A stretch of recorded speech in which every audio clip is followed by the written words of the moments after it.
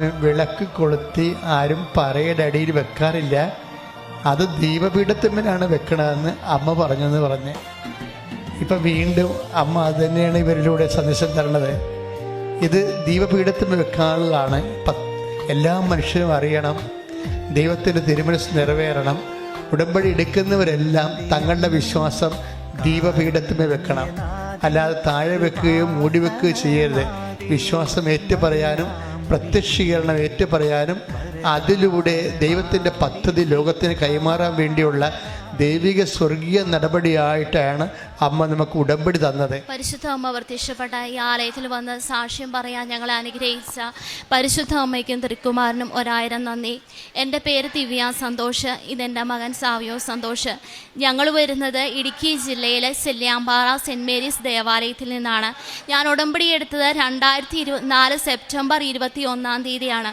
YouTube വഴി സാക്ഷ്യം കണ്ടതിനെ തുടർന്നാണ് ഞാനിവിടെ വന്ന് ഉടമ്പടി എടുത്തത്. എൻ്റെ മോന് ലഭിച്ച അത്ഭുതകരമായ രോഗസൗഖ്യത്തെക്കുറിച്ച് സാക്ഷ്യം പറയാനാണ് മെയിനായിട്ട് ഞങ്ങളിവിടെ നിൽക്കുന്നത്. എൻ്റെ മോന് അഡിനോയിഡ് ഉണ്ടായിരുന്നു, അതുപോലെ തന്നെ ജനനേന്ദ്രിയത്തിന് പ്രശ്നമുണ്ടായിരുന്നു. 3-4 വർഷങ്ങളായിട്ട് അതിൻ്റെ ട്രീറ്റ്മെൻറ്റ് ചെയ്യുന്നുണ്ടായിരുന്നു, പൂർണ്ണമായിട്ട് മാറുന്നില്ലായിരുന്നു. ജനനേന്ദ്രിയത്തിന് വേദന വരുമ്പോൾ അവന് തലകറക്കം ഉണ്ടാകുമായിരുന്നു, മൂക്കിന് ഇടയ്ക്ക് ശ്വാസം കിട്ടാതെ വരുമായിരുന്നു, പൂർണ്ണമായിട്ടും ശ്വാസം എടുക്കാൻ പറ്റിയിരുന്നില്ല. കഴിഞ്ഞ മാസം ജനുവരി 9-ാം തീയതി ഞാൻ ഇവിടെ പുതുക്കാൻ വരുന്നതിന് മുമ്പായി ഇത് രണ്ടും ശക്തമായിട്ട് ഇവന് കൂടി.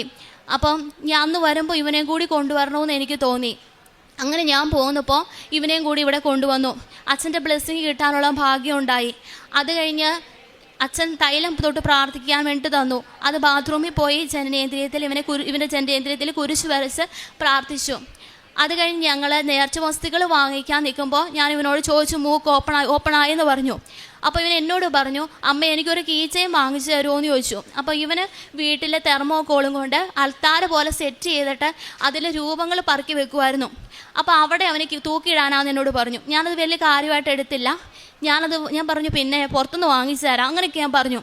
അത് കഴിഞ്ഞ് ഞാൻ പോകാൻ വേണ്ടി നിൽക്കുമ്പോൾ ഈ കൃപാസന മാതാവിൻ്റെ മുഖഭാവില്ലേ അതുപോലുള്ളൊരു ചേച്ചി ഞങ്ങളുടെ അടുത്ത് വന്നു. ചേച്ചി എന്ന് പറഞ്ഞാൽ ഒരു 35 വയസ്സിൽ താഴെ പ്രായം കാണുള്ളൂ. അപ്പോൾ എൻ്റെ അടുത്ത് വന്നിട്ട് ചോദിച്ചു, കീ ചെയിൻ വാങ്ങിച്ചോ എന്ന് ചോദിച്ചു. അപ്പോൾ ഞാൻ പെട്ടെന്ന് അതിശയിച്ചത് ആരാ, എനിക്കൊന്നും മനസ്സിലായില്ല. ഞാൻ പിന്നെ ഓർത്തു എൻ്റെ തൊട്ട് പുറകെ നിന്ന് അങ്ങനെ എങ്ങനെ കേട്ടതായിരിക്കുമെന്ന് വിചാരിച്ചു. അപ്പം ഞാൻ പറഞ്ഞു വാങ്ങിച്ചില്ല എന്ന് പറഞ്ഞു. എന്നോട് പറഞ്ഞു, നിങ്ങൾക്കൊരു കീ ചെയിൻ വാങ്ങിച്ചു തരാൻ എനിക്ക് തോന്നുവാന്ന് പറഞ്ഞു. ഭയങ്കര കൃപയാട്ടോ ആ ചേച്ചിയുടെ മുഖത്ത്, ഭയങ്കര സൗമ്യതയാണ്, പഞ്ചപാവമാണ്.